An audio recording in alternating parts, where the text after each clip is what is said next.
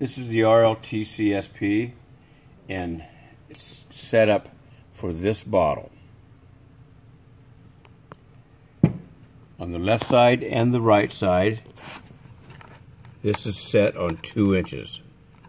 You see the little silver mark there, set on 2 inches, both sides, left and right. This plate right here, which is your bottle stop, is set on the purple mark right there. And this main cross brace here is set on the purple mark there and there. And all 4 of these little metal donuts to guide the paper through have purple marks on both sides, so the purple marks in there for you to set those to. There's also a purple mark around this roller to show you where to set this collar. And then of course your big wide roll of labels will be in there.